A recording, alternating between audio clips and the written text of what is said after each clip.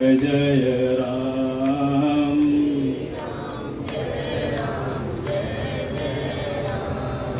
श्री राम जय राम जय जय राम।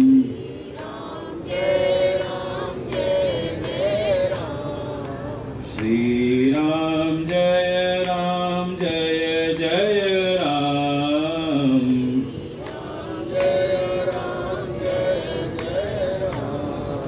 श्री राम जय राम जय जय राम।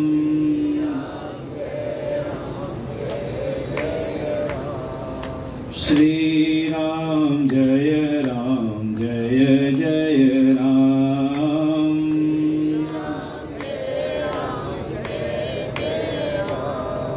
श्री राम जय राम जय जय राम।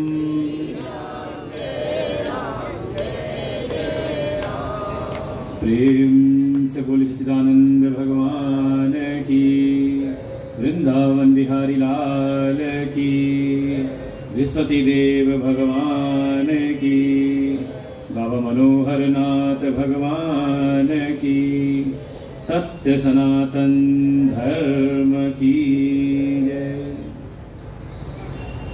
ओम सहना भवतु सहनौ भुनक्तु सह वीर्यं करवावहै तेजस्विनावधीतमस्तु मा विद्विषावहै।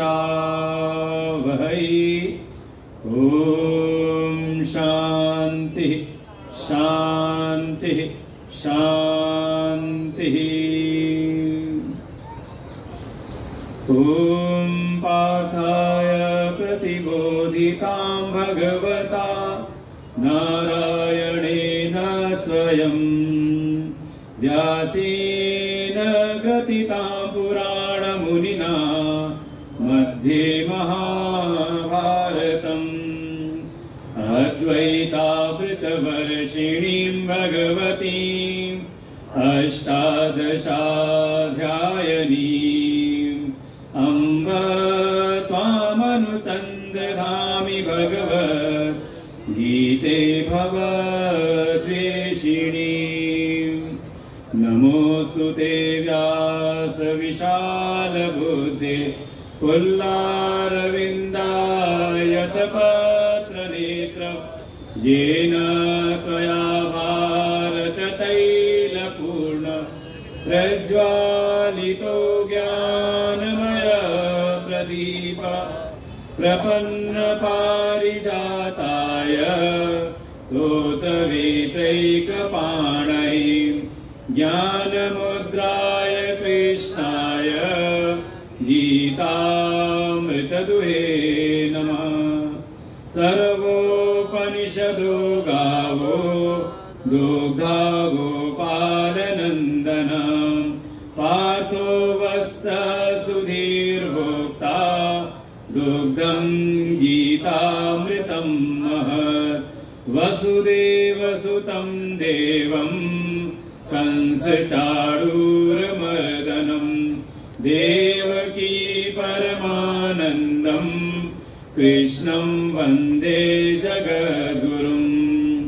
यं ब्रह्मा वरुणेन्द्ररुद्रमरुता स्तुन्वन्ति दिव्यैस्तवैः वेदैः साङ्गपदक्रमोपनिषदैः गायन्ति यं सामगा। ध्यानावस्थिततद्गतेन मनसा पश्यन्ति यं योगिनो यस्यान्तं न विदुसुरासुरगणा। देवाय तस्मै नमः देवाय तस्मै नमः। 5वें अध्याय के 13वें श्लोक से पाठ करते हैं। 13 नंबर श्लोक। श्री भगवानुवाच सर्वकर्माणि मनसा सन्न्यस्यास्ते सुखं वशी नवद्वारे पुरे देहि नैव कुर्वन्न कारयन् न कर्तृत्वं न कर्माणि लोकस्य सृजति प्रभो न कर्म फल संयोगम् स्वभावस्तु प्रवर्तते नादस्ते कस्यचित् पापम् नादत्ते कस्यचित् पापम् न चैव सुकृतं विभुः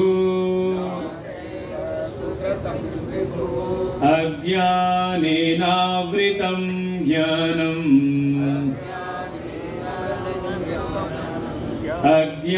अज्ञानेनावृतं ज्ञानम् तेन मुह्यन्ति जन्तवः ज्ञानेन तु तदज्ञानम् येषां नाशितमात्मनः तेषामादित्यवज ज्ञानम् प्रकाशयति तत्परम् तद्बुद्ध्यस्तदात्मानः तन्निष्ठा तत्परायणाः तन्निष्ठा तत्परायणाः गच्छन्त्य पुनरावृत्तिम् गच्छन्त्य पुनरावृत्तिम् ज्ञाननिर्धूतकल्मषाः ज्ञाननिर्धूतकल्मषाः। श्रीमद् भगवद गीता का यह पंचम अध्याय, जिसका नाम ही है कर्म संन्यास योग, जिसका प्रारंभ ही हुआ अर्जुन के प्रश्न के द्वारा। संन्यासम कर्मणाम कृष्ण पुनर्योगम च संससि तत्क्षय एतयोरेकम तन्मे ब्रूहि सुनिश्चितम। जैसे पूर्व के अध्यायों में उस परम तत्व की प्राप्ति के लिए, जिस परम तत्व की प्राप्ति के द्वारा ही श्रेय की उपलब्धि होती है, क्योंकि अर्जुन ने प्रारंभ से ही श्रेय की ही आकांक्षा की है कि मेरे जीवन का कल्याण किसमें है, किस प्रकार से मैं अपने जीवन का कल्याण करूं। और भगवान उस श्रेय की उपलब्धि के लिए जो साधन है, जिसमें मुख्य रूप से दो साधन, एक कर्म का मार्ग और एक ज्ञान का मार्ग। और प्रारंभ से ही भगवान ज्ञान की महिमा पर विशेष बल देते हैं कि ज्ञान ही उस श्रेय की प्राप्ति में साक्षात साधन है। लेकिन उस ज्ञानोपलब्धि के लिए जो पात्रता होनी चाहिए, उसका निर्माण होता है कर्म योग के द्वारा। कर्म नहीं, बल्कि जब उसी कर्म को योग की दृष्टि से हम अपने जीवन में धारण करते हैं, कर्म योग के द्वारा हम करें।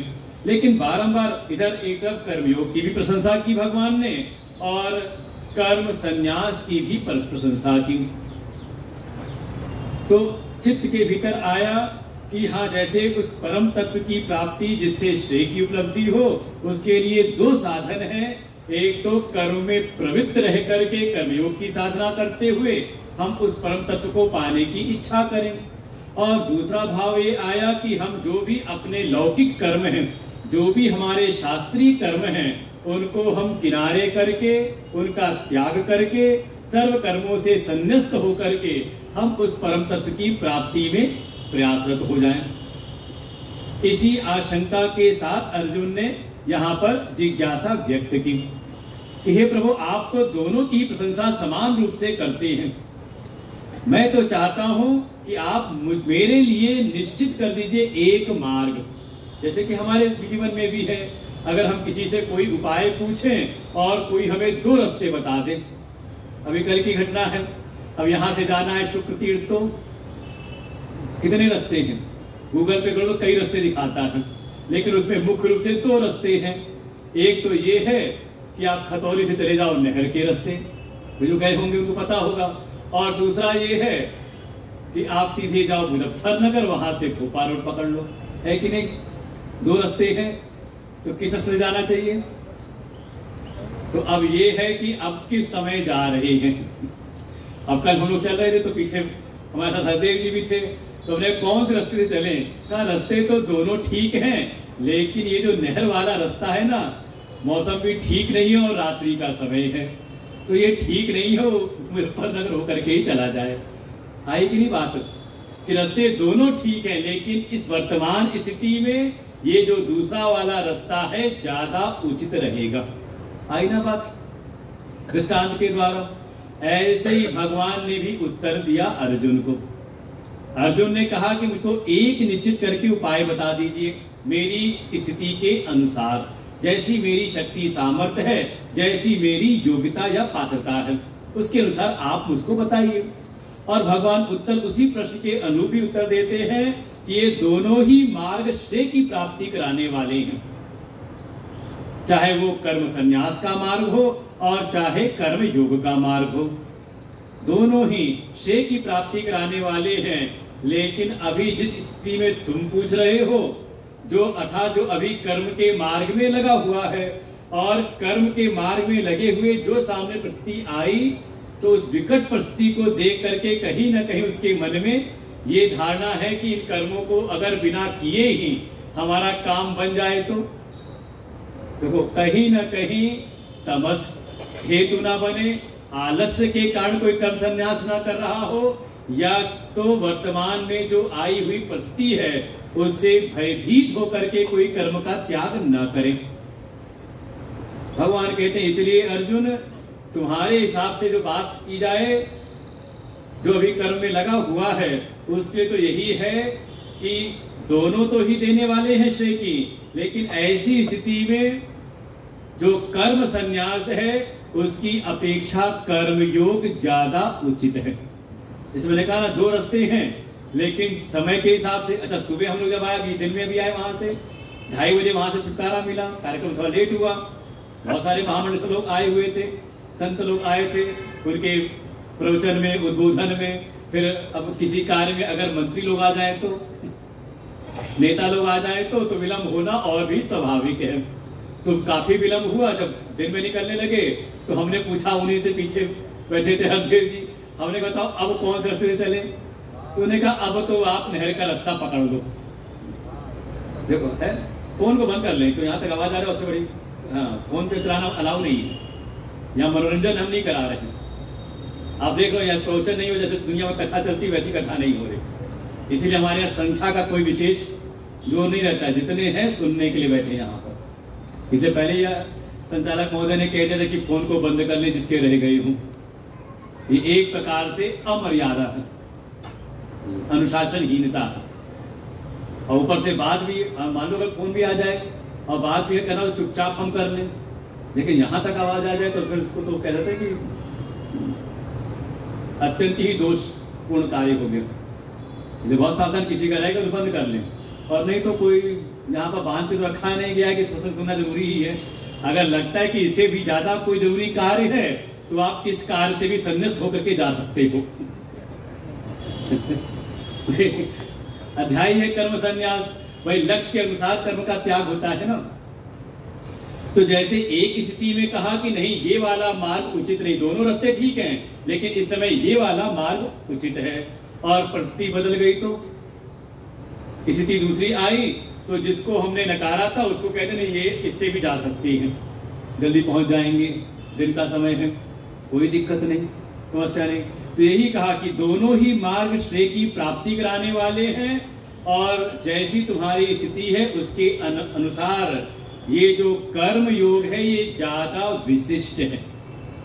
और उसका हेतु भी दिया कि अगर कर्म योग की साधना फलीभूत न हुई हो, अर्थात कोई योग में स्थित नहीं हुआ है, अभी जीवन में कर्म योग के आधार से, कर्म योग की दृष्टि से कर्म का अनुष्ठान नहीं हुआ है और कोई कर्म का संन्यास करे तो वो कर्म संन्यास करना उसको ज्यादा दुखकारी हो जाता है।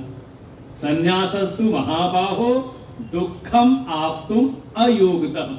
अगर योग की सिद्धि के बगैर, कर्म योग की सिद्धि के बगैर कोई कर्म संन्यास करे तो वो ज्यादा कष्टकारी उसके लिए हो जाता है। इसलिए अच्छा तो यही है कि वो पहले कर्म योग की साधना को परिपक्व करे। और कर्म योग में मुख्य जो भाव है, जो ये हम कर्म करते हुए फल का एक इच्छा पहले बना लेते हैं और फल के प्रति एक विशेष आग्रह बन जाता है। कर्मयोग कुछ और नहीं, फल की आसक्ति का त्याग करके जो हम कर्म करते हैं। एक तो कर्म शास्त्र से सम्मत हो, धर्म से युक्त हो, और दूसरी बात फल की आकांक्षा से रहित होकर के कोई जीवन में कर्म का अनुष्ठान करे तो इसका नाम है कर्म योग। और ऐसा कोई जीवन में अनुष्ठान करे तो उसका परिणाम बताया कि उसके द्वारा उसका अंतःकरण हो जाता है परम शुद्ध, उसका अपनी इंद्रियों और शरीर के ऊपर हो जाता है संयमन, अर्थात एक विशिष्ट व्यक्तित्व का वहां पर निर्माण होता है। उसका बाहरी व्यक्तित्व विशिष्ट है और उसका आंतरिक अर्थात उसका अंतःकरण भी हो जाता है विशेष गुणों से युक्त, अर्थात अंतःकरण भी उसका है परम शुद्ध। और ऐसे शुद्ध अंतःकरण में ही उस आत्म तत्व का अनुभव होता है। ऐसे हृदय के भीतर ही ये भाव आता है कि सारे जगत की जो आत्मा है वही मेरी आत्मा है। भाई देखो, धीरे धीरे कई बार ये भी होता है कि हाँ, अपने जैसे ही हमें दूसरा भी लगने लगता है। आगे अगले अध्याय भगवान एक दृष्टांत देंगे, आत्मोपमीन सर्वत्र। जैसे मैं अपने शरीर में अलग अलग अंग उपांग हैं, पैर के अंगूठे के नाखून से लेके सिर के बाल तक, क्या भाव है कि इस पूरे शरीर में मैं हूं, है कि नहीं? इसलिए कोई पैर पर आघात करे तो भी मुझे दुख होता है और मेरे सिर पर कोई आघात करे तो भी लगता है कि नहीं? हर अंग का दुख क्या लगता है? कहा अपना दुख। तो ऐसे ही आत्मोपम में जैसे हमने अपने पूरे शरीर के अंग उपांगों में अलग अलग अंग हैं लेकिन सब में मैं समान रूप से व्याप्त हूं, ऐसी भावना जिसकी समस्त भूतों में हो जाए। इसीलिए कहा था सर्वभूत आत्मभूत। जगत के जितने भी प्राणी, जितने भी भूत हैं, जो भी उत्पन्न हुए हैं, उसमें वो उस व्यक्ति का आत्म भाव बन जाता है, ऐसा वो प्राणी हो जाता है। और जब ऐसी उसके भीतर भावना आ जाती है, अर्थात उसको आत्म स्वरूप की अनुभूति हो जाती है। देखो, शरीर में स्थित होकर के आप सब में आत्मभाव नहीं कर सकते, सब में आपकी भावना नहीं हो सकती, लेकिन जैसे ही आपने देह आदि से व्यतिरिक्त जो अपना शुद्ध चेतन स्वरूप आत्मा है, जैसी उसमें आपकी निष्ठा हुई और जैसी अपनी आत्मा को जाना, वैसी सबकी आत्मा को जान करके उसके एकत्व का अनुभव हुआ। तो ऐसे आत्म स्वरूप में स्थिति प्राप्त होने पर ही उसके जीवन में पूर्ण रूपेण कर्म संन्यास घटित हो जाता है। तो एक प्रकार से समझ सकते हैं इसको ऐसे कि कर्म योग है उपाय और इसके द्वारा सिद्ध हो जाता है कर्म संन्यास। प्रारंभ किया था हमने साधना में कि फल की आकांक्षा को, फलासक्ति का हमने किया था त्याग, अर्थात जो भीतर भोक्तृत्व भाव है। अरे भोक्तृत्व का भी क्या अभिमान होता है, बढ़िया व्यवस्थाएं आपको मिल जाए तो भोग का अभिमान होता है कि नहीं होता? और इसी कारण से आपकी तरफ अपेक्षा बनती है कि इससे बढ़िया हमको मिलता रहे। देखो मूल में यही है, ये जो भोक्तृत्व है, भोगने की जो इच्छा भीतर बैठी हुई है, यही आपको कर्म में लगाए रहती है। बिल्कुल अपने मन को विचार करके देखिए इस बात को। और साधन क्या बता दिया कि ये भोक्तृत्व की इच्छा का आप कर दो त्याग। तो ये आसान है त्याग करना, कर्तृत्व का त्याग करना थोड़ा प्रारंभ में ज्यादा मुश्किल है। तो ये जो कर्तृत्व से बढ़कर के जो भोक्तृत्व की भावना है, भोक्तृत्व का जो मान है, उसका हमने त्याग किया और उस त्याग के परिणाम से साधना करते हुए भीतर वो सामर्थ्य आई कि हमने अपने कर्तृत्व का भी कर दिया त्याग। और वो पूर्ण रूप से तभी होगा जब आप अपने जो निर्व्यापार स्वरूप, निर्विकार स्वरूप अपनी आत्मा में आपकी स्थिति हो जाए। क्योंकि वो आत्मा ही कैसी है, तो वो निर्विकार स्वरूप है, उसमें किसी प्रकार की कोई क्रिया विक्रिया नहीं होती। जैसे कोई शक्ति है, कोई भी ऊर्जा है, दृष्टांत के रूप में अब हम पूछे विद्युत क्या करती है? पानी को ठंडा करती है, गर्म करती है, हवा देती है या आवाज को बढ़ाती है? क्या करती है? विद्युत जो है, बिजली जो है, क्या करती है? का उसमें अगर देखा जाए तो उसमें इस प्रकार का कोई कार्य नहीं, वो केवल और केवल एक शक्ति स्वरूप है। उसके आगे जैसे उपकरण लगते हैं वैसा उसका कार्य प्रकट हो जाता है कि नहीं? बिल्कुल इसी तरह से वो जो अपना आत्म स्वरूप है, जो नित्य आत्म स्वरूप है, शरीर देखिए, शरीर में क्षय वृद्धि होती रहती, वृद्धि क्षय होती रहेगी, लेकिन मेरे मैं पने में, आत्मस्वरूपता में का किसी प्रकार का ना तो कोई उसमें वृद्धि है और ना ही उसमें किसी प्रकार का कोई क्षय है। समझने का प्रयास करें। जब कर्म संन्यास जो 5वां अध्याय सुनना है तो बुद्धि को जगा के रखना पड़ेगा। जैसा विषय हो वैसे हमें अपनी बुद्धि को तैयार करना पड़ता है। तो ऐसे ही अपना जो आत्म स्वरूप है वो समस्त क्रियाओं, विक्रियाओं, चेष्टा आदि से वो बिल्कुल ही रहित है। और जैसे ही अपने उस आत्म स्वरूप में हमारा अवस्थान हुआ तो समस्त कर्तृत्व हमारे भीतर से गया समाप्त। और फिर स्थिति में कैसी आई कि वही जो कर्म सन्यासी है उसके भीतर भाव आता है, सब कुछ करते हुए भी उसके भीतर भाव आता है कि न किंचित एव करोमि इति, मैं कुछ भी नहीं करता। करते हुए, इसलिए कहा कुर्वन्, करते हुए, कुर्वन् माने करते हुए, न अपि लिप्यते, करते हुए भी वो कर्म के प्रभाव से लिप्त नहीं होता। संन्यास ऐसे वर्णन किया उसका कि इसके भीतर ही भावना कि सब कुछ करते हुए भी वो अपने आत्म स्वरूप में स्थित होकर के सारी इंद्रियों का और देह आदि का साक्षी बनकर जाता है कि इंद्रियां अपने अपने जो उसके विषय हैं उसमें वर्तन कर रही हैं। और ये स्वाभाविक है। इंद्रियाणि इंद्रियार्थेषु राग द्वेषो व्यवस्थितो, जो इंद्रियां हैं चाहे वो ज्ञान की इंद्रियां हो चाहे कर्म की इंद्रियां हो, इनका अपने अपने विषय में स्वाभाविक राग और द्वेष रहता है। आंख खुलेगी तो रूप दिखाई देगा, न देखना हो तो आप आंख बंद कर लो, क्या एक स्वाभाविक सहज है। कान खुले हैं तो आवाज, अब सत्संग जबरदस्ती बैठे हो तो, जैसे हमारे माइक वाला सत्संग सुनता है, न सुनता होता तो कई बार माइक की सेटिंग बना के चले जाते हैं और ना अगर ना हो किसी को बैठा दे तो क्या सत्संग में बैठे तो कान है तो कान में एक सहज है कि शब्द पढ़ेंगे है ना, राग द्वेष उसमें है।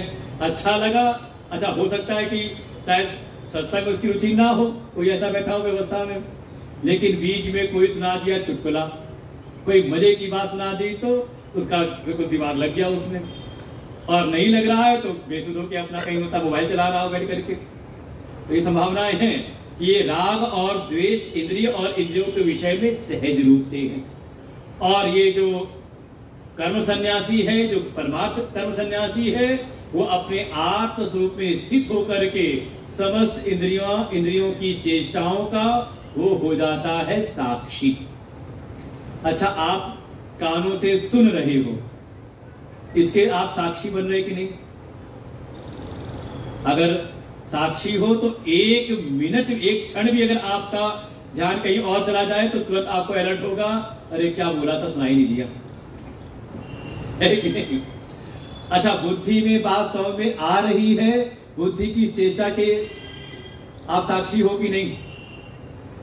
बुद्धि की समझ और ना समझ के ना होते तो कैसे जानते कि हाँ आज सब समझ में आ गया, या आज पहले दिन आए हो तो लगे क्या विषय चल रहा है, हमने सोचा था कथा उठा होगी, कुछ कथा तो सुना नहीं रहे, ये तो कुछ प्रवचन चल रहा है।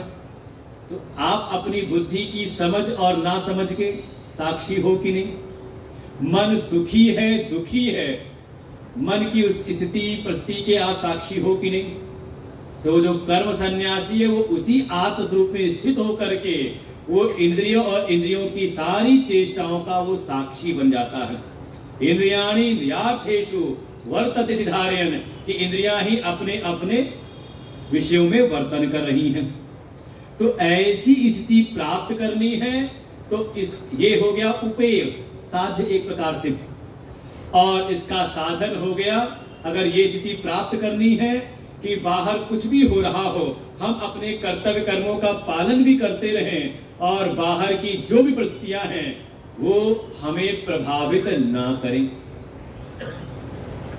आपको पता है कि नहीं एक बात, कि जो कोरोना का वायरस, उसका आक्रमण अभी भी होता है अपने अपने समय पर, लक्षण दिखाई देते हैं बिल्कुल कभी कभी, लेकिन क्या है कि अब हमने वो वैक्सीन लगा ली है, 2 वैक्सीन थी ना, होता बहुत ने बूस्टर भी लगा ली हो, तो बाहर वो वायरस तो है लेकिन हमने उस वैक्सीन के द्वारा अपने आप को कर लिया इम्यून, हमारी इम्यूनिटी बढ़ गई। तो क्या है, वो वायरस आ तो रहा है लेकिन निष्प्रभावी हो जा रहा है। ऐसे ही ये गीता का जो ज्ञान है, इस गीता के कर्म योग की जिसके भीतर दृष्टि आ गई, तो इस कर्म योग की धारणा से, इस कर्म योग के अनुष्ठान से उसकी ऐसी इम्यूनिटी बन जाती है कि कर्म के जो प्रभाव हैं वो निष्प्रभावी हो जाती हैं। और ऐसा जो योग से युक्त है वो फिर किसी भी परिस्थिति में विचलित नहीं होता, बल्कि जैसी परिस्थिति आई है उस परिस्थिति के अनुरूप जो भी समाधान है उनको करके अपने कार्यों में आगे बढ़ता रहता है।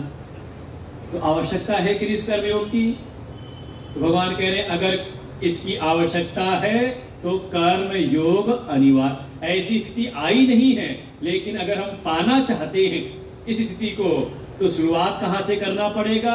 कहा कर्म योग को साधना पड़ेगा। इसलिए पुनः 10, 11 और 12 जो कल का विषय था, इन 3 श्लोकों में पुनः कर्म योग की प्रतिस्थापना की। देखो कहीं ना कहीं जो जीव है वो अहम और मम इन 2 भावों से युक्त है। अगर परमार्थ तत्व का अनुभवी नहीं है, अभी आत्म तत्व में उसकी स्थिति नहीं हुई है, अभी तत्व को, उस परम तत्व को उसने अच्छी प्रकार से जाना नहीं और उसमें उसकी स्थिति नहीं हुई है, तो कहीं ना कहीं देह आदि में उसका हो जाता है अहम भाव, और इनसे संबंधित जो है क्रियाएं विक्रियाएं या वस्तुएं उसमें कर लेता है मम भाव। एक सहज है ये ममत्व जो है, ममता है, जल्दी जाती नहीं। कल भी कहा था ना, इसी का एक नाम है आसक्ति, अटैचमेंट। कहा ये आसक्ति आ तो जाती है, आ तो सकती है, लेकिन जल्दी जा नहीं सकती। और देखें ये अहम मम भाव कहीं ना कहीं इतना भीतर प्रभावी होता है क्योंकि हमें लगता है कि जब इसके साथ हम हैं तो हमारा जीवन बड़ा सुरक्षित है कि नहीं?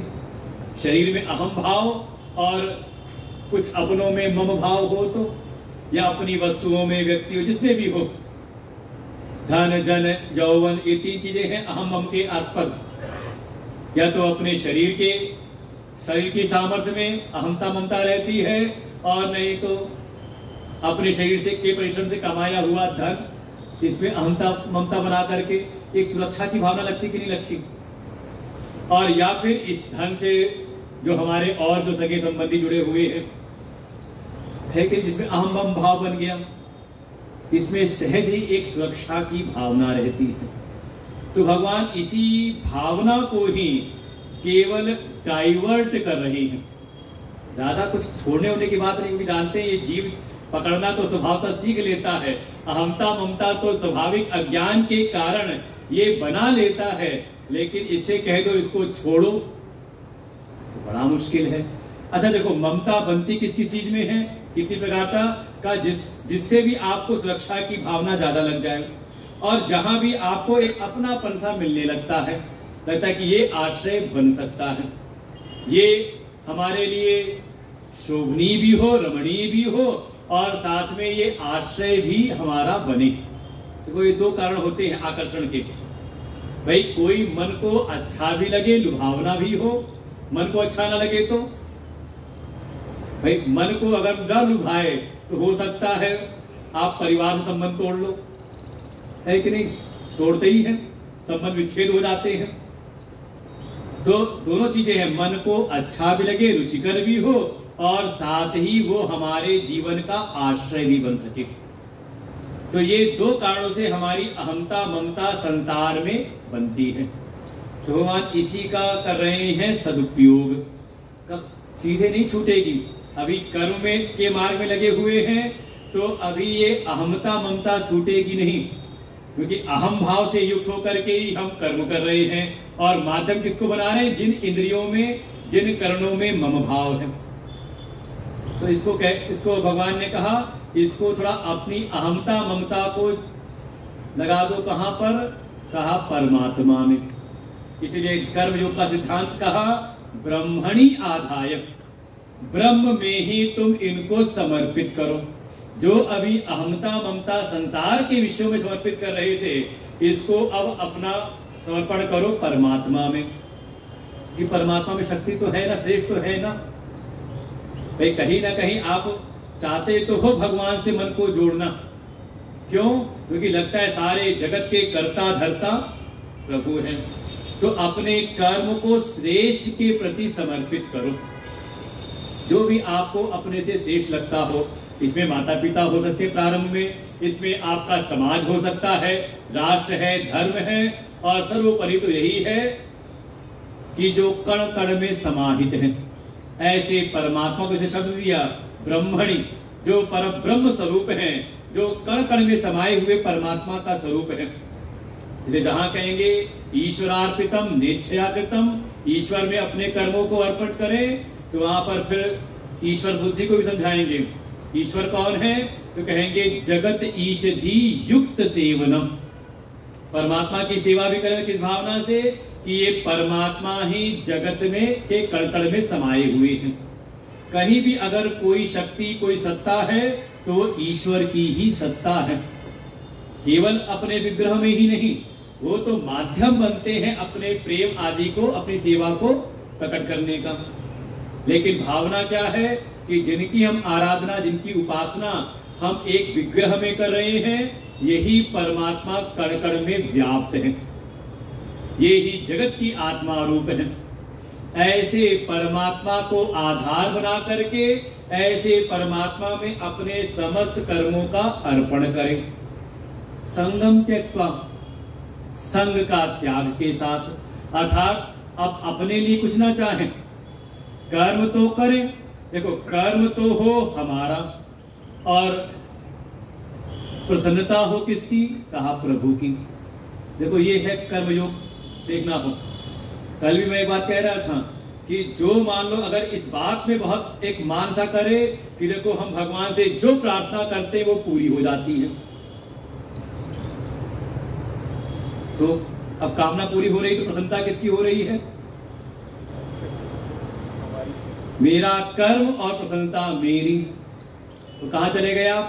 कहा आप हो गए कर्म के अंतर्गत। ये जो कर्म योग है इसमें तो एक जो रहस्य छिपा हुआ यही है कि कर्म तो हो मेरा। देखो कर्म में अभी अहमता ममता नहीं पूरी तरह समाप्त हो रही है, कर्म तो है मेरा, लेकिन प्रसन्नता हो किसी श्रेष्ठ की। जैसे आजकल के जमाने में कोई माता पिता की सेवा नहीं करते, बल्कि माता पिता ही सेवा करते रहते हैं। कब तक? पहले था कि हाँ जब तक बच्चा जवान हो जाए तब तक माता पिता का ध्यान रखते थे, और बाद में बच्चे माता पिता का ध्यान रखते थे। अब आज के समय में दादाजी से कह दो सवेरे सत्संग में नहीं आते, कहा नहीं वो पोते को स्कूल छोड़ने जाना होता है ना। अरे वो सवेरे सवेरे घोसी क्या जाना होता है दूध लाने के लिए, है तो नहीं ऐसा? तो समझ लो फिर कर्म है हमारा, लेकिन प्रसन्नता हो रही है जो हमारे श्रेष्ठ माता पिता हैं। कर्म हो मेरा और कार्य सधरा हो राष्ट्र का, ऐसी इसी भावना के साथ में कर्म तो हो मेरा और प्रसन्नता हो प्रभु की। इसलिए ये इस भाव से अगर पूजा कर रहे हो कि हमारी मनोकामनाएं पूरी हो जाए, वैसे परमात्मा पूरी करते हैं। मनोहर नाथ बाबा बिल्कुल जिसकी भी मनोकामनाएं हैं का उसको पूरी करते हैं, लेकिन वो तो सामान्य, वो भीड़ तो बहुतों की लगी हुई है। और उसी स्थिति से हम भी कार्य करते रहे तो समझे अभी हमने फिर गीता को सही से धारण नहीं किया, अभी हमने भगवत वाणी को ठीक से समझा नहीं और धारण नहीं किया। क्योंकि जितना आवश्यक है भगवान को मानना, उतना ही अनिवार्य है भगवान की मानना, कि नहीं है? अच्छा कोई बच्चा हो, आपको तो माने कि मेरे माता पिता हैं, लेकिन माता पिता आप जो हो, बच्चे को कुछ कहें, कुछ आज्ञा दें, कुछ करने को कहें और ना करे, तो हृदय में कुछ कुछ होगा कि नहीं? तो ऐसे ही अगर भक्त केवल भगवान को माने लेकिन भगवान की ना माने तो क्या कहेंगे? कहेंगे अभी भक्ति उसकी अधूरी है। अभी भक्ति किसे कह सकते हैं? वो होता है ना एक तरफा प्रेम। तो अभी भक्त और भगवान में जो प्रेम है वो एक तरफा चल रहा है। हमने जैसे अच्छा लगा वैसे हमने कर दिया, लेकिन कभी जानने की इच्छा नहीं की कि भगवान हमसे क्या चाहते हैं। तो भगवान क्या चाहते हैं अब यही बता दो। वही तो बता रहे गीता जी में। किसकी वाणी है ये? या स्वयं पद्मनाभस्य मुख पद्मात् विनिश्रितः। ये श्रीमद् भगवत गीता की जो वाणी है, ये जो ज्ञान है, ये स्वयं पद्मनाभ जिनकी नाभि से कमल निकलता है। कौन है वो? का स्वयं नारायण के स्वरूप भगवान श्री कृष्ण। मुख पद्मात् उनके मुख कमल से निकली हुई है। एक है उनके चरणों से निकली हुई, वो है गंगा। उसमें भी कोई अगर स्नान इत्यादि करे तो उसे फलीभूत होता है, उसको पुण्यों का अर्जन है, तन मन की शुद्धि होती है। और ये जो ज्ञान गंगा है जो उनके साक्षात मुख कमल से निकली है, तो उसका प्रभाव कितना होगा? तो भगवान की वाणी है ये। भगवान ही कह रहे हैं कि कर्म तू कर, जो भी कर्म कर रहे हो। भाई होता यही है, देखो हम करते क्या है? जो हम चाहते हैं, लेकिन होता क्या है? उठा लो उंगली, जो वो चाहता है। हो रहा है कि नहीं? तो क्या करें? ऐसी किसी भक्त ने कहा प्रभु मैं जो चाहता हूं सो करता हूं, लेकिन होता वो है नहीं, होता वही है जो तू चाहता है। राम कीन चाहे सोई होई, करें अन्यथा अस नहीं कोई। तो भगवान ने कहा फिर अपना चाहा हुआ क्यों करता है? तू आज से वो कर जो मैं तुझसे चाहता हूं। जैसा मैं कह रहा हूं कि इस प्रकार से कर्म को करो, तू वैसे कर, और परिणाम क्या होगा? परिणाम जीवन में वो होगा जो तू चाहता है। तो करना है कि नहीं? तो वही उपाय बताया कि भगवान क्या कह रहे हैं कि अब अपने लिए नहीं बल्कि श्रेष्ठ मुझ परमात्मा में अपने कर्मों का अर्पण करो। और उसका सीधा सीधा जो उपाय यही है कि फल की इच्छा को ना रख करके, फल अर्थात अपनी कामना, अपने लिए निज स्वार्थ के फलों के लिए कहा न करते हुए। किसके लिए?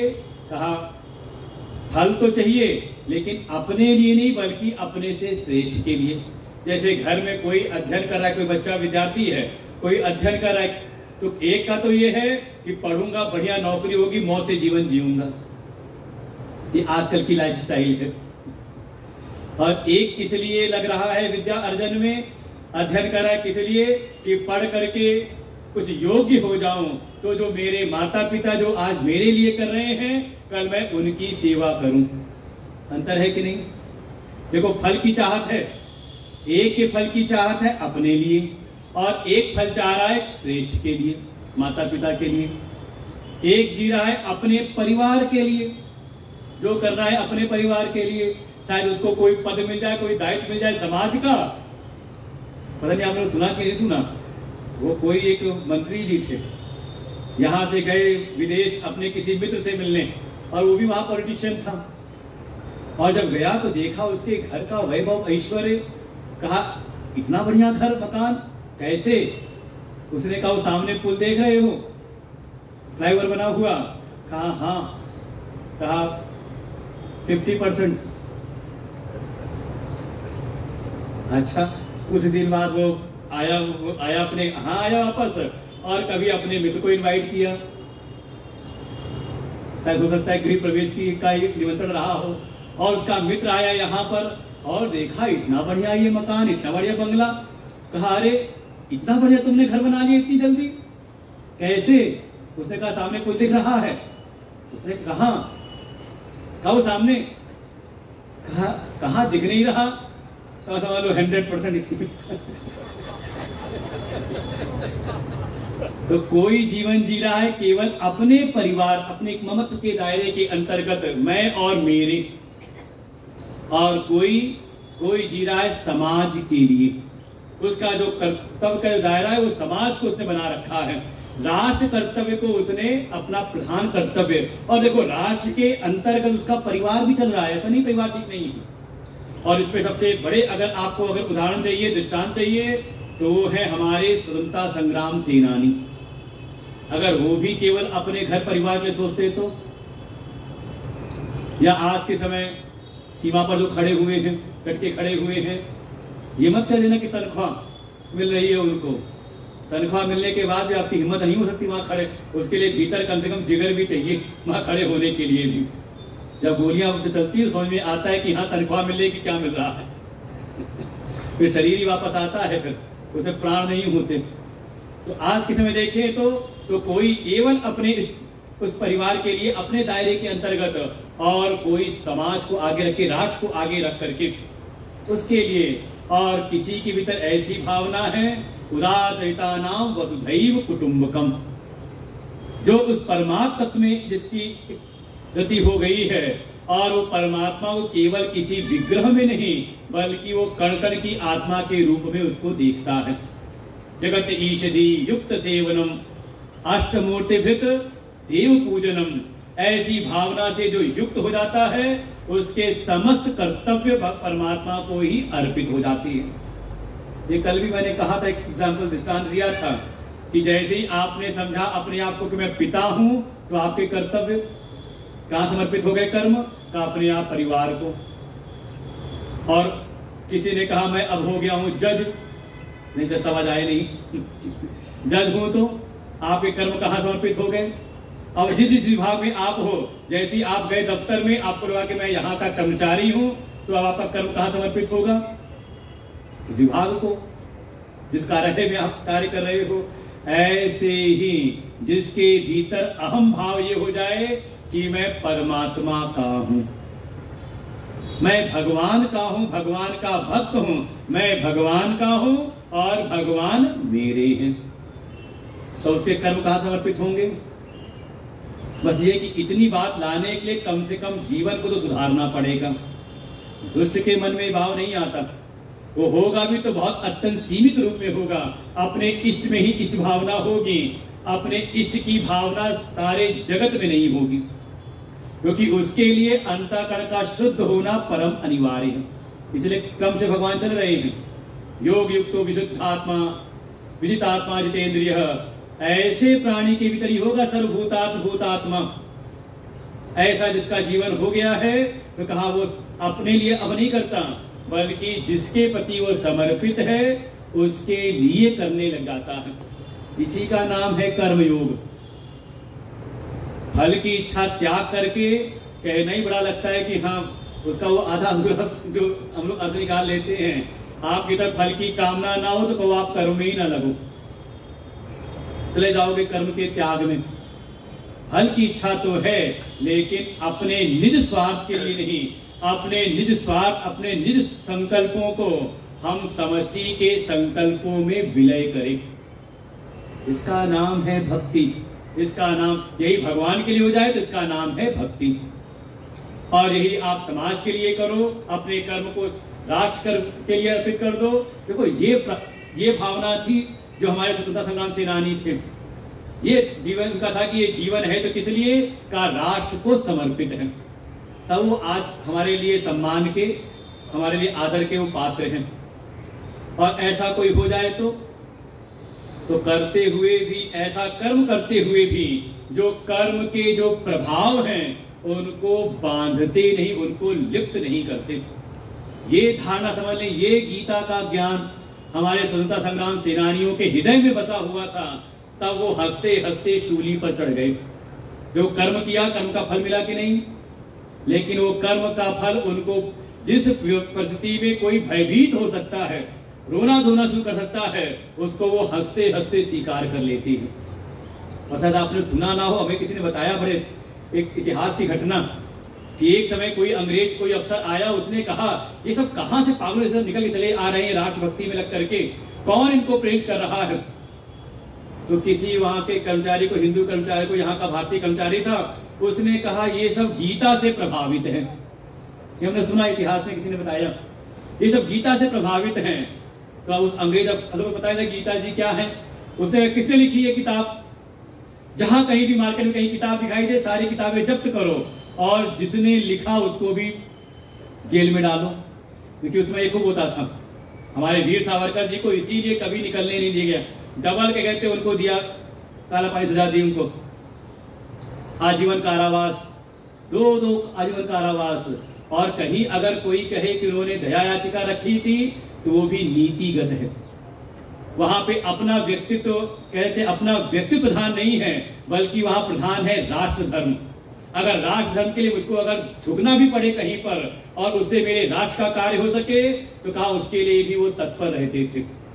वो भले लोग आज करके कहते कुछ भी निकाल देते हैं, बोल देते हैं राजनीतिक भाषणों में, जिनको ना राष्ट्र का पता और ना राष्ट्र धर्म का पता हो। ये बिल्कुल होता है कई बार, और ये करना पड़ता है साधकों को भी। अरे कितना तो आप लोग घर में नहीं करते हो कि घर की शांति के लिए कई बार आप जिसकी बात न सहनी हो उसकी बात को भी आप सहन कर लेते हो, झुक जाते हैं।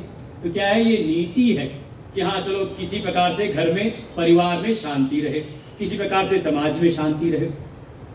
तो ये ज्ञान था भीतर, उनके भीतर। इससे वो आक्रांत थे, और राष्ट्र धर्म के लिए अपने जीवन का बलिदान करने में भी जो भी उनको सजा मिले उसको वो सहर्ष स्वीकार करते थे। कर्म है मेरा, लेकिन फल है किसका, का राष्ट्र की स्वाधीनता।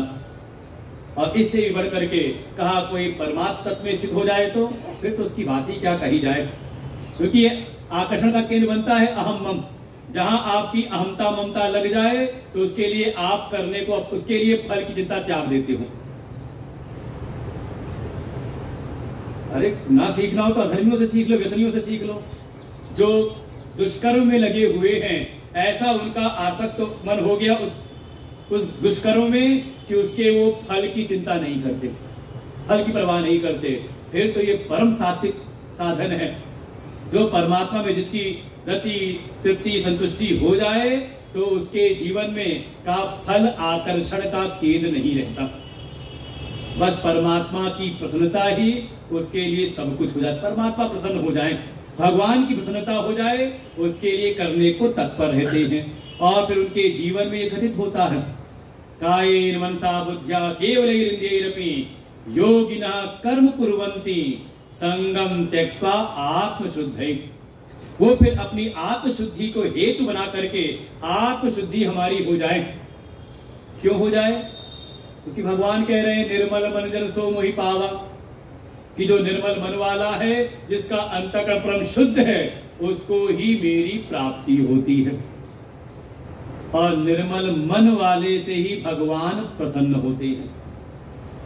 जिसके मन के भीतर काम, क्रोध, लोभ, मोह, मद, मात्सर इत्यादि विकार भरे पड़े हों, अच्छा, आपको भी बैठाऊं मैं कहीं पर, निमंत्रण दूं और आपको ऐसी जगह बैठाने के लिए आपको निर्देश करूं जहां पे कूड़ा करकट भरा हुआ, तो बैठोगे आप? और आप त्रिलोकी के स्वामी परमात्मा को लाना चाहते हो अपने हृदय में, अपने मन मंदिर में, लेकिन मन कैसा है? कूड़े कबाड़े से भरा हुआ, काम, क्रोध, लोभ, मोह, मद, मात्सर, अहंकार, अभिमान से भरा हुआ, तो क्या परमात्मा बैठेंगे? तो कहा उसकी शुद्धि, जैसी को कहा आत्म शुद्ध है, अपने अंतःकरण की शुद्धि, इसको सामने रख करके कहा जो योगी जन है, जो कर्म योगी है, वो कर्म करते हैं। कोई दो चार नहीं है, अनेकों है। इसलिए देखो बहुवचन में आया कुर्वन्ति, बहुत सारे जो योगी इस योग के मार्ग का अनुसरण करते हैं, कहा वे कर्म को करते हैं। संगम त्यक्त्वा, अर्थात फल की चिंता को त्याग करके, फल की आसक्ति, फल का आग्रह त्याग करके वो कर्मों में लगे रहते हैं। कैसे कैसे कर्मों में? कहा उनके शरीर से भी कर्म हो रहा है, कायेन, वो मन से भी विचार कर रहे हैं, मनसा, कहा बुद्धिया, बुद्धि से भी, और इंद्रियों से भी। केवल किस लिए? कहा ममत्व वर्जिता, अपनी ममता आसक्ति को त्याग करके। जैसे आप कोई कार्य सिद्ध करना हो तो आप कोई ना कोई करण इस्तेमाल करते हो ना, उपकरण। जैसे हम माइक का इस्तेमाल कर रहे हैं, किस लिए? किस लिए इस्तेमाल कर रहे हैं? कहा जन कल्याण के लिए। वही साधन बना है ना बीच में। जैसे ये बाहर का साधन है कार्य करने के लिए, ऐसे ही उनके लिए ये अपना शरीर, मन, बुद्धि, इंद्रियां, ये सब के सब एक उपकरण मात्र रह जाती हैं। उनका इसमें ममत्व नहीं। जैसे माइक से मैं बोल तो रहा हूं, लेकिन माइक से ममता कर लूं तो प्रवचन पूरा हो और माइक का तार निकाल के जेब में रख के चल दूं तो माइक वाले भैया कहेंगे महाराज जी क्या बात है कि नहीं? तो इसे कार्य करना है, लेकिन इससे ममता नहीं, जिसका है उसी का छोड़ के जाना है। तो ऐसे ही जो योगी जन है, अपनी समस्त इन कार्य करण समूह में ऐसी उनकी भावना रहती है। अर्थात इससे अपने आप को अलग जान करके, इन शरीर, मन, बुद्धि, इंद्रियों से मैं अलग हूं, ये मेरे करण है, कार्य करने के साधन है। इस भावना के साथ इनसे कर्म करता है और प्रयोजन है अंतःकरण की शुद्धि, जिससे कि मेरा अंतःकरण शुद्ध हो। और इस प्रकार की साधना जो करे तो हो जाता है युक्त। उसको एक नाम दिया युक्त। तो दो प्रकार का विभाजन किया था कल, एक युक्त है और एक अयुक्त है। युक्त अर्थात जिसने अपने कर्मों को ईश्वर अर्पण भाव से किया है, अपने फल की इच्छा की, फल के प्रति आग्रह का त्याग करके जिसने कर्म किया है। कर्म सारे जो हो रहे सब कर रहे हैं, जो भी शास्त्रीय कर्म है, नित्य नैमित्तिक इत्यादि कर्म सब कर रहे हैं, लेकिन अपने निज संकल्पों के लिए नहीं, अपने निज स्वार्थ के लिए नहीं, सब में ईश्वर की भावना करते हुए जो भी श्रेष्ठ है उनको समर्पित करते हुए। तो परिणाम क्या होता है उनको? तो कहा आपनोति, वो प्राप्त करते हैं। क्या प्राप्त करते हैं? तो कहा नैष्ठिकीम शांति, वो फिर परम शांति की उनको प्राप्ति होती है। अर्थात वो उस आत्म तत्व में ही स्थित हो जाते हैं। निर्वाण शांति प्रदम, वो निर्वाण रूपी शांति में उनकी स्थिति हो जाती है। लेकिन जो अयुक्त हैं, इस योग मार्ग से जीवन नहीं जीते, तो क्या करते हैं? अपने निज स्वार्थ के फलों में ही आसक्त रहते हैं कि ये मेरा कर्म है और मुझको इसका फल मिलना चाहिए। ये समझ जोड़ते हैं, मेरा कर्म मेरी प्रसन्नता, भगवान प्रसन्नता नहीं, कर्म भी मेरा हो और फल भी मेरा हो। ऐसी भावना से जो है, हेतु क्या बना, कारण क्या बना? काम कारेण, कारण है उसके मन की कामनाएं, अपने निज के संकल्प, निज का स्वार्थ, निज की कामनाएं कारण है। परिणाम स्वरूप निबद्धते, उनको फिर इनके जो कर्म है, कर्म के जो फल हैं का उनको बांधते ही हैं। चाहे वो कर्म पाप में जाएगा या पुण्य की श्रेणी में जाएगा। तो पाप भी बंधन देता है, दुख, भाई पाप का फल दुख, तो आपको फिर कर्म करना पड़ेगा। किस लिए? कहा दुख की निवृत्ति के लिए। और अगर आपको मिल गया, आपका हुआ पुण्य कर्म, तो पुण्य का फल है सुख, पद, प्रतिष्ठा। तो क्या उसका कर्म छुटकारा नहीं होता? फिर जो परिस्थिति मिली हुई, जो स्टेटस आपका बना हुआ है, उसको बनाए रखने के लिए ये बड़ी चिंता है कि एक बार कोई स्टेटस मिल जाए तो उसका निर्वहन भी करना पड़ता है। ऐसे नहीं फिर चिंता रहती, ऐसा ना हो कि हमने स्टेटस तो मिल गया और अगले दिन छूट जाए तो। भाई एक बार एसी की हवा खा ली तो, अनुभव कर लिया, एसी लगा करके आदत पड़ गई तो अब कूलर भी रास नहीं आता। तो क्या है, आपके पुण्य, आपके श्रेष्ठ कर्मों से आपको अगर कोई पद, प्रतिष्ठा, सुविधा प्राप्त हुई, एक स्टेटस प्राप्त हुआ, तो उसको बनाए रखने के लिए भी आपको करना पड़ता है कर्म। तो क्या हुआ, ये जो कर्म के फल में आसक्ति है, ये फल आपको बंधन में डाले रहते हैं। लेकिन जो कर्म योग की साधना से जीवन जी रहे हैं, कहा उनको परम शांति की प्राप्ति, और वो परम शांति है अपने उस सर्व कर्म संन्यास स्वरूप जो अपनी आत्मा है, उसमें हो जाती है उनकी निष्ठा। वो फिर उसी में आकर के स्थित रहते हैं। इसीलिए अगला संहार किया था, यहाँ पर सर्व कर्म संन्यासी की स्थिति दिखाई थी कि जो इस कर्म योग की साधना से अंतःकरण शुद्ध हुआ, और अंतःकरण शुद्धि के द्वारा उनको अपने आत्म स्वरूप का हो गया अनुभव। ऐसे जो आत्मज्ञानी हैं, वो फिर इस 9 द्वार वाले पुर में रहते हुए ही, 9 द्वारे पुरे देही, 9 द्वार में ही रहते हुए ही, देही अर्थात देह का मालिक, देह में भीतर रहने वाला, रहते हुए भी कहा वो अपने संस्कारित मन के द्वारा सत्संग, और सत्संग के द्वारा जो सुना वैसा कर्मयोग करते हुए, ऐसे विशुद्ध मन के द्वारा वो सर्व कर्मों का कर देते हैं संन्यास। करते हुए ये नहीं कि समझना कि काम छोड़ देता है, अर्थात कर्तृत्व का भाव निकाल देता है अपने भीतर से, कर्तृत्व के अर्थात कर्तापन के भाव से हो जाता है मुक्त, और फिर रहता है आस्ते अर्थात स्थित रहता है इस 9 द्वारों वाले इस शरीर रूपी गृह में ही वो आराम से रहता है। और कैसे रहता है? का सुखम, सुख पूर्वक रहता है। ऐसा जो साधक है, जो प्राणी है, फिर रहते हुए सब कुछ करते हुए भी ना एव कुर्वन्, वो कुछ नहीं करता, अर्थात अकर्म स्वरूप आत्मा में ही इसकी स्थिति है, ना करता है और ना ही किसी से करवाता है। ये भी भावना नहीं आती कि इंद्रियों को मैंने लगाया था। जैसे हो सकता है मैं ना करूं, लेकिन किसी को इशारा कर दो, काम कर दे, तो कहते मैंने उसको प्रेरित किया।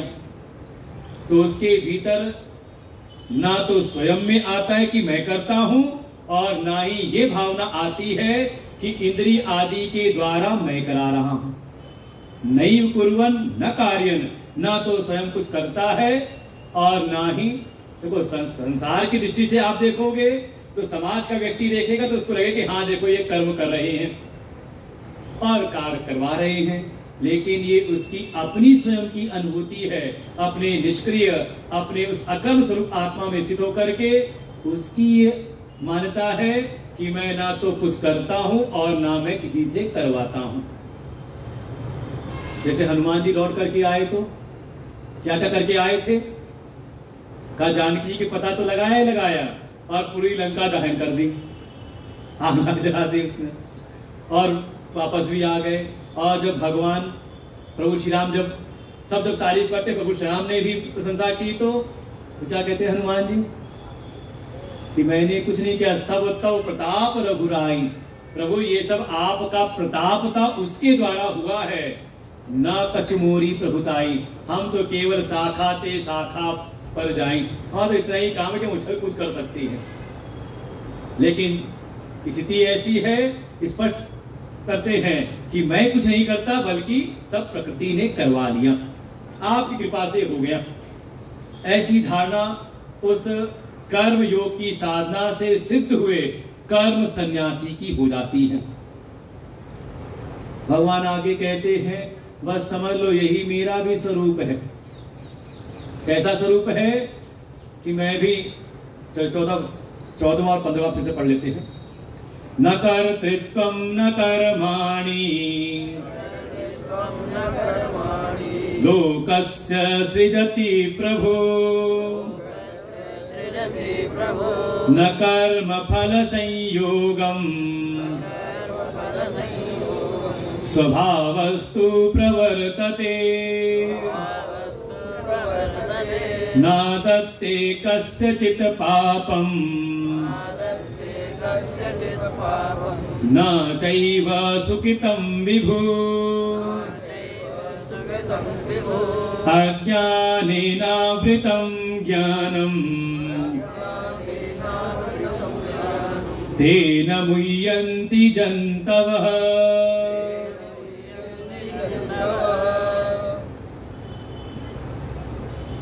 देखो उपदेश कौन दे रहे हैं, कौन बोल रहे हैं? प्रभु ही तो बोल रहे हैं। अब प्रभु ही बोल रहे हैं, किसके बारे में बता रहे हैं? का प्रभु के बारे में बता रहे हैं। जैसे मैं बताऊं किसके बारे में? अपने बारे में, है ना। कल बता रहे थे मेरे बारे में, मैंने कहा ऐसा कुछ नहीं है। तो मान लो कोई मेरी खूब प्रशंसा करे, खूब बड़ी खूब बातें बताए आपको, और मैं अगले क्षण कह दूं कि नहीं मैंने तो ऐसा कुछ किया ही नहीं।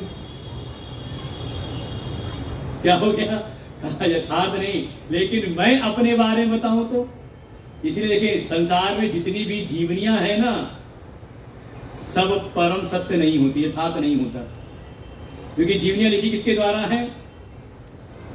का उनके किसी न किसी फॉलोवर के द्वारा लिखी गई है कि नहीं? जैसे मान लो अगर आप ही एक दिन अपने घर में सबको बैठा लो, 8-10 रिश्तेदारों को घर में बैठा लो, अपने अड़ोसी पड़ोसी को भी बैठा लो, एक मीटिंग ऐसी रख लो और सबको कागज और कलम दे दो और सबसे कहो कि मेरे बारे में लिखो, मेरे बारे में तुम क्या समझते हो, मुझको कैसा समझते हो, तो सब एक ही चीज लिखेंगे, सब एक ही बात लिखेंगे आपके बारे में। कहा जो आपका प्रेमी होगा वो आपके गुणों से की भरमार कर देगा, आप बड़े अच्छे हो, आप इतना अच्छा कार्य करते हो, ऐसा है वैसा है। और कोई द्वेषी होगा तो आज मौका मिला है तो आज मैं कब लिख ही देता हूं, मन की सारी भड़ास आज। और फिर कहने का आप ही ने तो कहा था लिखने, तो हमने जो ठीक लगा लिख दिया हमने, है कि नहीं? जिसकी जैसी, अर्थात एक बात और भी कह सकते हैं, ये घटना घटित हुई परम श्रद्धा आदरणीय आनंदमयी मां के जीवन में। एक उनके अनुयायी भक्त आए, कहा मां वो जो भक्त आता है ना, वो आपकी बड़ी बुरी निंदा कर रहा था, वहां लोगों से बड़ी आपकी अभद्र बातें वहां कर रहा था, उसको आप निकालिए, बाहर कर दीजिए, उसको ठीक नहीं है उसका आना, बड़ा आपके बारे में गलत बातें कह रहा था। तो मां ने कहा अरे चिंता क्यों करते हो, वो जिस जगह पर खड़ा है वहां से मैं वैसी ही दिखती हूं, है कि नहीं? अच्छा, ये तो कई बार होता है, घर में ही होता है, कोई वस्तु रखी है, किसी को कुछ दिखाई देती, किसी को दिखाई देती है, भाई जितनी दूरी जिसकी है वैसा उसको ज्ञान होता है। ऐसे ही जो जिस स्तर पर खड़ा है उसको सामने वाली वस्तु व्यक्ति वैसा ही दिखाई देता है। तो मेरे बारे में अगर सबसे सटीक कोई बता सकता है तो कौन बता सकता है? शायद मैं स्वयं बता सकता हूं। तो देखो प्रभु ही बता रहे हैं प्रभु के बारे में, बस बताने वाले कौन हैं? का वो उपाधियों से युक्त हैं, भाई माया उपाधि से लेकर के बने हुए हैं, वसुदेव और देवकी के पुत्र के रूप में। सारथी की उपाधि, घोड़े की लगाम हाथ में ले ली तो बन गए सारथी, उपाधि से ही तो एक उपाधि तो ले रखी है। तो ये कौन है? कहा सोपाधिक प्रभु। अब वर्णन कर रहे हैं निरुपाधिक प्रभु के। तो भगवान के भी दो परिचय, कल में कह रहा था, अगर करना हो किसी का परिचय देना, दो तरीके हो सकते हैं। एक किसी से के संदर्भ में, किसी के सापेक्ष में, और एक है उनका बिल्कुल निरुपाधिक निरपेक्ष, वो जैसा है वैसा बता दे। ऐसे ही भगवान के बारे में जो आपने सुना है कि प्रभु ही, ईश्वर ही सारी सृष्टि के क्या है, सृजन करता है, फिर वही प्रभु ही, ईश्वर ही सृष्टि का पालन करता है, और वही ईश्वर ही सृष्टि का क्या है, कहा संहार करता है। तो ईश्वर कौन है वो, कहा वो मायोपाधिक, माया शक्ति को धारण करके। कभी आप शास्त्रों को चिंतन करना, पढ़ना ठीक प्रकार से। और आगे गीता जी भगवान इसी में कहेंगे, मया झक्षेण प्रकृति सूयते स चराचरम, मेरी अध्यक्षता मात्र में मेरी जो प्रकृति है, माया शक्ति है, वो सारे चर अचर जगत को उत्पन्न कर देती है, चलाती है और संहार करती है। लेकिन माया शक्ति अकेले कर ले, कहा नहीं, वो सामर्थ्य नहीं उसमें। वो स्वामी इसको अनुवाद कर दिया, एक रचई जग, क्या है पंक्ति आगे, हमारे रामदेव महाराज वाले करीब बैठे हुए हैं, एक रचई जग गुण बस जाके प्रभु प्रेरित नहीं निज बल ताके। कि एक माया तो जो मोहित करती है, लेकिन एक माया जो है जो जिसके बस में 3 गुण हैं, तम, रज और सत्व। इन 3 गुणों को लेकर के उसके वास्तव माया प्रकृति क्या है, कहा वो 3 गुण ही हैं। और करती क्या है, सारे जगत का निर्माण करती है। बस ये है कि स्वतः नहीं करती, नहीं निज बलता के, कैसे करी, प्रभु प्रेरित, अर्थात प्रभु पर आश्रित होकर के, प्रभु की सत्ता को ले करके, प्रभु की सत्ता से सत्तावान होकर के वो सारे चर अचर जगत को रच देती है। ऐसी भगवान की शक्ति स्वरूपा है ना मां जानकी। जब उनकी स्तुति करनी हुई तो देखो, आप शास्त्रों पर पढ़ना इस चीज को, तो समझ में आएगी सब चीजें। तो जब महाराज में उनकी स्तुति करनी हुई तो स्तुति की उद्भव स्थिति संहार कारिणी क्लेश हारिणी सर्वश्रेयस्करीं सीताम न तो हम राम वल्लभाम, हम राम वल्लभा उन सीता जी को हम नमस्कार करते हैं। कौन है वो, का इस जगत के उद्भव करने वाली, इस जगत की स्थिति करने वाली और इस जगत की संहार करने वाली, और इस जगत में जो भी आर्त हैं, संकट में पड़े हुए हैं, उनके क्लेशों को हरने वाली। कर कौन रहा है, सब उनकी प्रकृति कर रही है।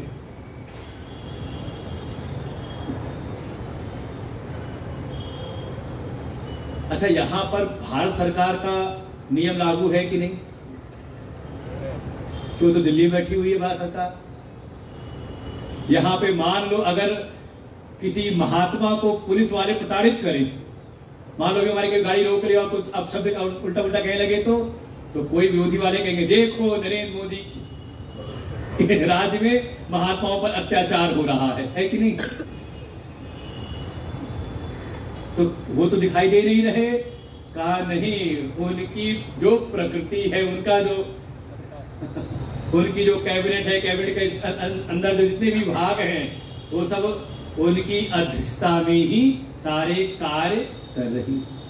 वो नहीं कर रहे, लेकिन उनकी जो सारे जो प्रकृति इत्यादि है, करे कोई और मंत्री, लेकिन कहेंगे किसने किया, तो वो आके हर जगह नहीं कर रहे। जैसे राजा आके सिंहासन पर बैठ जाए और राज्यसभा की कार्यवाही, ऐसे होता होगा लोकसभा राज्यसभा में, जब तक चेयरपर्सन नहीं है तो हो हल्ला करते रहो, और जैसे चेयरपर्सन आकर के बैठा और फिर वहां के सारे पहले सचिव अपना कार्य करना बोलना शुरू किए और उसके बाद फिर कार्य शुरू हो गया। कैसे, कहा उनकी अध्यक्षता में।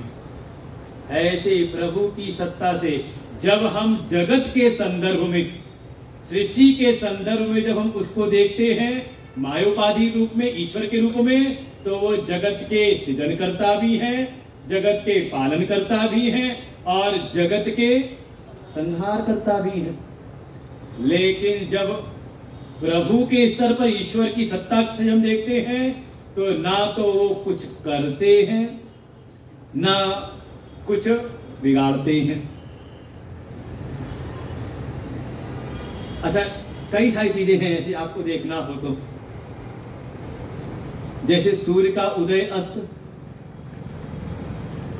सूर्य सबको उठाता नहीं है, फूल को खिलाता नहीं, कमल का पुष्प जो है वो सूर्य को देख के ही खिलता है, और सूर्यास्त के समय का बंद हो जाता है। तो और कोई सूर्य से पूछे, भाई सूर्य के द्वारा अगर जगत की स्थिति से देखें, जगत की स्थिति से जहां पर हम बैठे हुए हैं इस जगह पर, पृथ्वी और पृथ्वी वासियों के संदर्भ से देखें तो सूर्य का उदय और अस्त हमें दिखाई दे रहा है। लेकिन सूर्य की दृष्टि से देखें तो सूर्य का कभी अस्त, सूर्य का कभी उदय हो रहा है, का संदर्भों के आधार पर है। संदर्भ के सापेक्ष हम देखते हैं तो उसमें कर्ता भी दिखाई देता है, भोक्ता भी दिखाई देता है और सर्वप्रकाशक भी दिखाई देता है।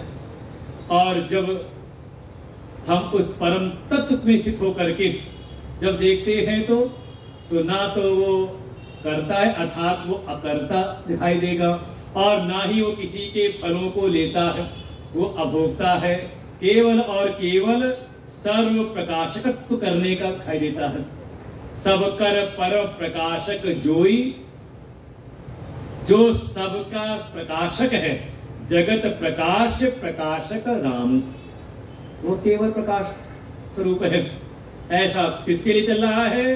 का उस परम तत्व को। इसलिए प्रभु माने तो भगवान भास्कर कह देंगे प्रभु आत्मा, क्योंकि उस आत्मा में स्थिति करा रहे हैं ना, जो अभी तक का प्रसंग था कि वो अपने आत्म स्वरूप में स्थित होकर के उसमें समस्त कर्तृत्व का क्षय हो जाता है, अर्थात उसका कर्म संन्यास हो जाता है, सर्व कर्मों का संन्यास। ऐसे ही जैसे परमात्मा के स्तर से देखें तो परमात्मा में ना तो किसी प्रकार का कोई कर्तृत्व है, कर्तृत्व अर्थात ना तो किसी कर्ता को उत्पन्न करता है, फिर ना कर्माणि, किसी कर्म को उत्पन्न नहीं करता। कर्म माने अब कर्म का देखो, एक तो समझते कर्म की बात जैसी आई तो हमें लगा क्रिया है ना, लेकिन अगर थोड़ा आपने व्याकरण पढ़ा हो तो कर्ता ने कर्म को कर्म से के द्वारा पढ़ा है कि नहीं पढ़ा? तो वहां कर्म क्या है? होगा राम गृहम गच्छति, तो राम हो गया क्या? कर्ता, गच्छति हो गई क्रिया, और गृह, गृह क्या हुआ? राम पुस्तकम पठति, राम क्या हुआ? कर्ता, पठति क्या हुई? और पुस्तक क्या हुआ? पुस्तक क्या हुआ? पुस्तक कर्म, कर्म का तात्पर्य है ये सारे पदार्थ, आपका घर घोड़ा गाड़ी, ये जो कुछ भी है ये सारे पदार्थ ना तो परमात्मा कर्ता का सृजन करते हैं। देखो प्रभु न सृजति, क्या न सृजति? का कर्तृत्वम, ना तो कर्ता का सृजन करते हैं, न कर्माणि, ना किसी कर्म का सृजन करते हैं। लोक के ना किसी कर्ता ना किसी कर्म को, तो फल का संयोग तो कराते होंगे ना।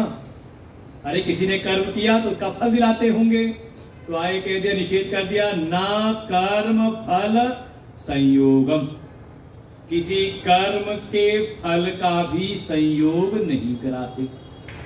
कौन से?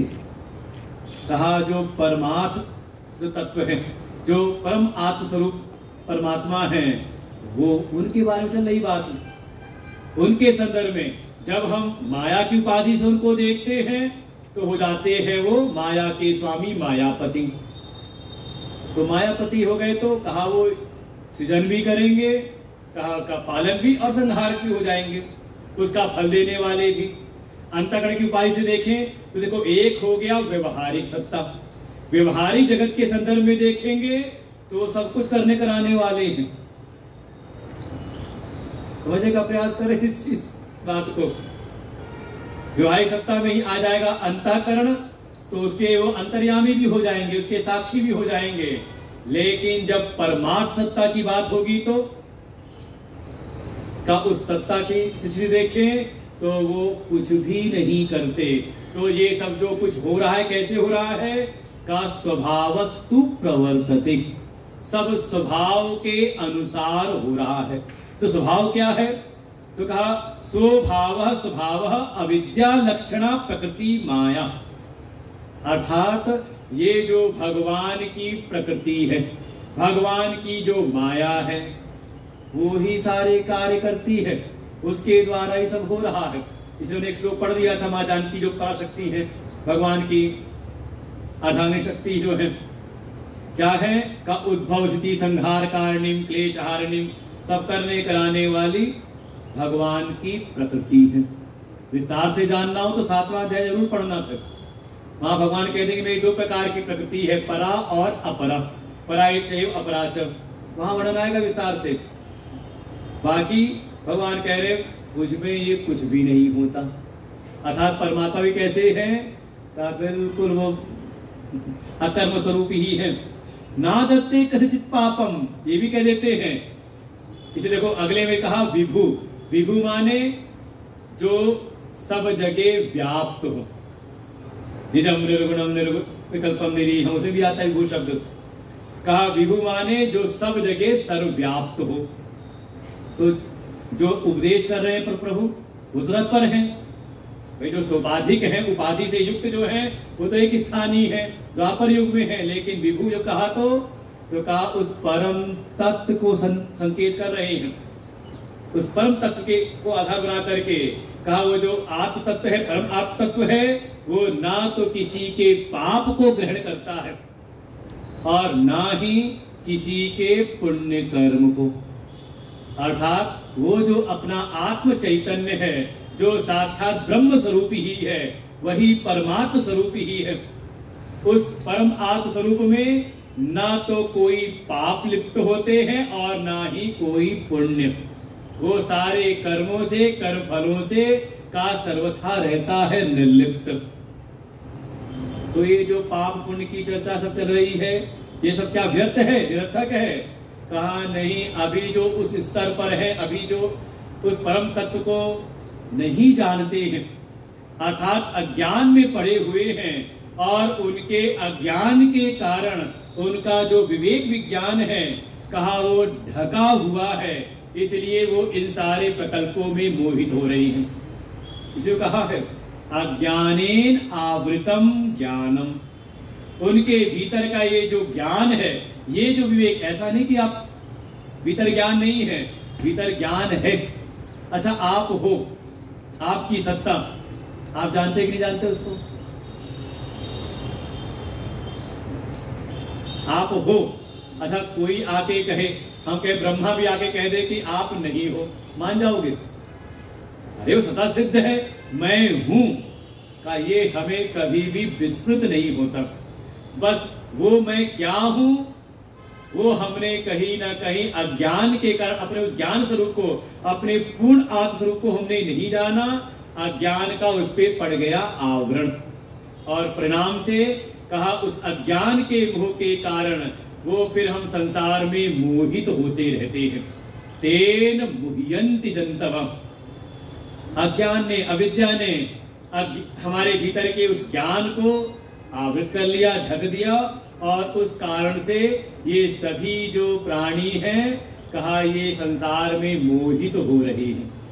तो जो अभी अविद्या में पड़े हुए हैं, उनको समझ लो पाप भी लिप्त करता है, उनको पुण्य भी लिप्त करता है। वो पाप करे तो पाप का फल उसको दुख मिलता है, ताप संताप, और पुण्य करे तो उसको फिर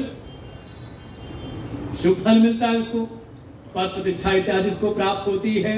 लेकिन जो उस आत्मस्वरूप में स्थित हो गया, आत्मज्ञानी हो गया, उसको फिर ये पाप पुण्य लिपायमान नहीं करते। उसके लिए फल का उत्पादन नहीं करते। ज्ञानाग्नि दग्ध कर्माणम तमाहु पणितम बुधाः।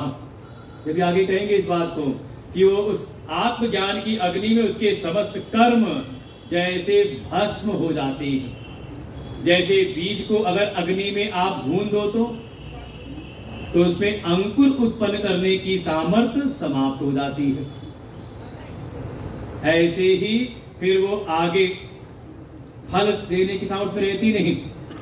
इसीलिए ऐसा है, इसी वजह से जो ज्ञान में स्थित हो गए तो करना क्या है हमें? का इस ज्ञान के द्वारा, आत्मज्ञान के द्वारा अपने अज्ञान का नाश करना है। इसी बात को आगे कहते हैं, ज्ञानेन तु तदज्ञानम् येषां नाशितमात्मनः तेषाम् आदित्यवज्ञानम् प्रकाशयति तत्परम् ज्ञानेन तु तदज्ञानम् येषां नाशितमात्मनः तेषाम् आदित्यवज्ञानम् प्रकाशयति तत्परम् आत्मनः ज्ञानेन नाशितम तद अज्ञानम। देखो ये भाव बना। और जो जीवात्मा, जो साधक ज्ञान के द्वारा तद अज्ञानम, देखो ज्ञानेन, ज्ञान के द्वारा तद अज्ञानम, तद अज्ञान मतलब उस अज्ञान को, वह अज्ञान कौन सा ज्ञान? जिसके द्वारा सारे जीव मोहित हो रहे थे। तो पीछे कहा ना, तेन मोहियंती, जिसके द्वारा संसार के जीव मोहित हो रहे हैं, उस अज्ञान को नाशितम, जिसके द्वारा आत्मज्ञान के द्वारा, आत्मविषय ज्ञान के द्वारा भीतर का वह अज्ञान जो मोह में डालता है, उसको कर दिया गया है नष्ट। देखो ये अज्ञान केवल और केवल ज्ञान से नष्ट होता है, और कोई उपाय है नहीं। इसे कहते हैं विरोधी को ले आना। अगर भीतर बैठा है अज्ञान, उस अज्ञान के नाश को आप चाहो कि कर्म करके हम मिटा दे तो संभव नहीं है। क्या करें? क्योंकि कर्म का उससे विरोध नहीं है, क्योंकि अज्ञान में पड़ा व्यक्ति ही कर्म में लगता है। कर्म का अधिकारी अज्ञानी है। अज्ञान का और कर्म का विरोध नहीं है, इसलिए कितना भी आप कर्म करो, आपका अज्ञान नष्ट नहीं होगा। करना क्या है? विरोधी को लाना है। जैसे मान लो घर में कोई ऐसा मेहमान आ जाए जो न जाए घर छोड़ करके, तो क्या करो? उसे व्यवहार मत खराब करो, उसके विरोधी को बुला लो फोन करके। करते नहीं है? अभी बुलाता हूं मैं फोन करके, फिर देखता हूं कितनी देर ये बैठता है। क्या किया? पड़ोस से उसके विरोधी को बुला लिया, विरोधी पार्टी को बुला लिया, और जैसी विरोधी पार्टी आई वो पहले वाली पार्टी चली गई। विद्याम अविद्याम निहंति एव। वास्तव में अविद्या का जो निवर्तक है वो है विद्या।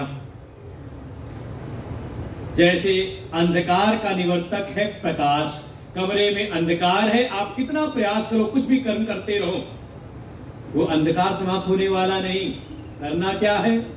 आपको नहीं पूजा करके मैं अंधकार मिटा दूंगा, मैं जप करके अंधकार मिटा दूंगा, लेकिन अंधकार मिटा नहीं।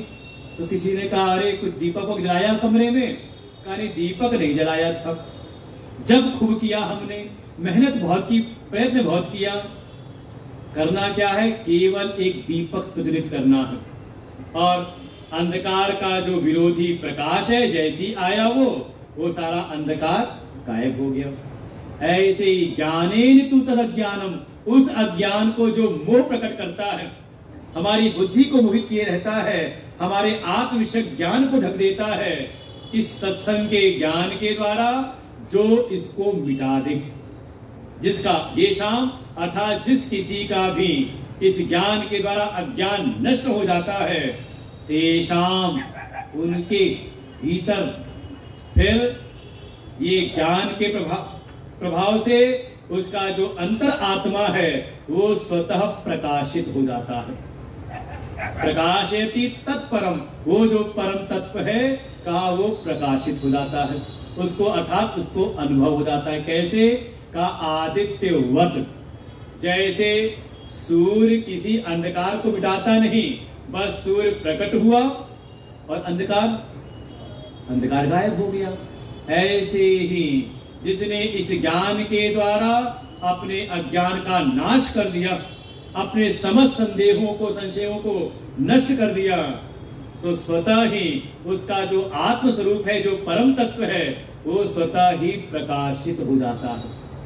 कहीं से कुछ लेने देने की बात नहीं है, वो प्रकाश तो भीतर है लेकिन अज्ञान के द्वारा वो ढका हुआ है। जैसे अग्नि तो है लेकिन धुएं से आवृत हो जाती है तो दिखती नहीं, हल्की सी फूंक मारी तो अग्नि प्रकट हो गई। तो बस हल्के से इस ज्ञान के द्वारा, लेकिन वो पूर्व की साधा मत भूल जाना। ये तो हो सकता है कहो कि हमने सत्संग तो सुना, हमें तो नहीं अनुभव हुआ, तो शायद अभी अंतःकरण की वो स्थिति नहीं बनी थी। विशुद्धात्मा, विजितात्मा, जितेंद्रिय, अभी ये लक्षण भीतर नहीं प्रकट हुए। नहीं हुए हैं तो साधना कहाँ शुरू करनी पड़ेगी? कहाँ पर? सीधे कर्म संन्यास नहीं, फिर आपको साधना करनी पड़ेगी पहले कर्मयोग की। ठीक है, अब आज तो समझ में आ रहा होगा, तेरे 4-5 दिन ऊपर रिवाइज भी कर दी है।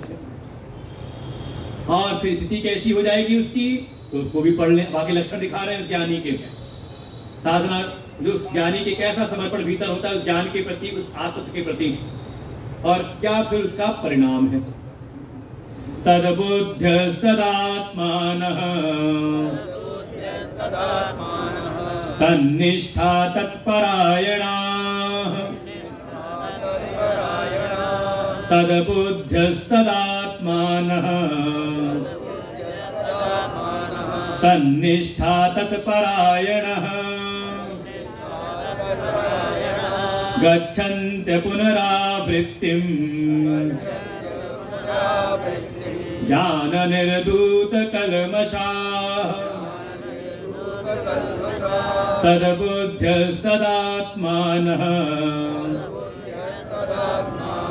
तन्निष्ठा तत्परायणाः, गच्छन्त्य पुनरावृत्तिम् ज्ञान निर्धूत कल्मषाः। तद बुद्ध्या, जिसकी बुद्धि उसी परम तत्व में जाकर के स्थित हो गई है।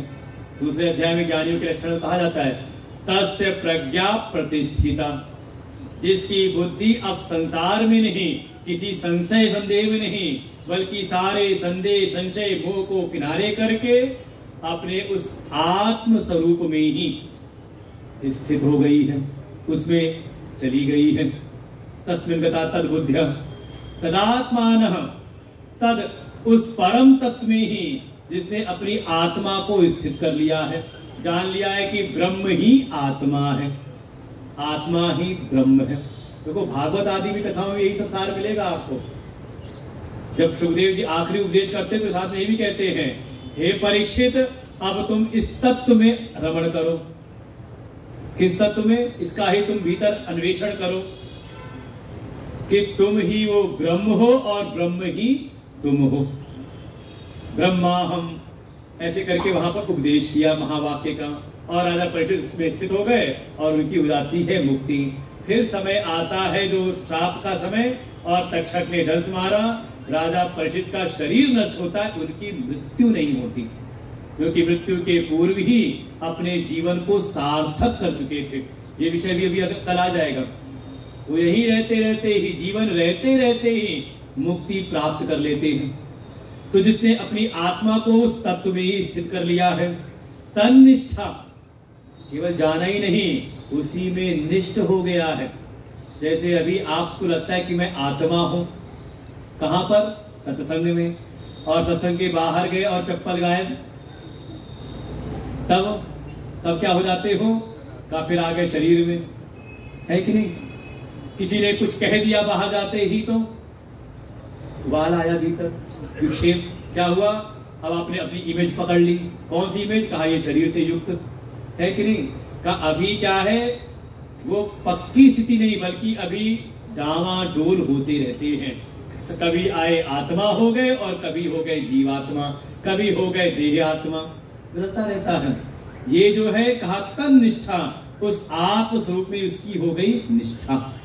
तत्परायण, उसको फिर कोई और गति नहीं दिखाई देती बल्कि उसी को ही सबसे श्रेष्ठ वो गति मान लेता है। देखो शब्द है ना, पर धन अयन, परायण, अयन माने, अयन कहते हैं घर को। जैसे नारायण जो नार रूपी जल में ही अयन मतलब निवास करे, उनको कहते हैं नारायण। ऐसे ही जो उस आत्म स्वरूप में ही स्थित हो जाएं, अब वो देह में नहीं रहते बल्कि उनकी स्थिति नित्य ही अपने आत्म स्वरूप में बनी रहती है। हेतु क्या बना?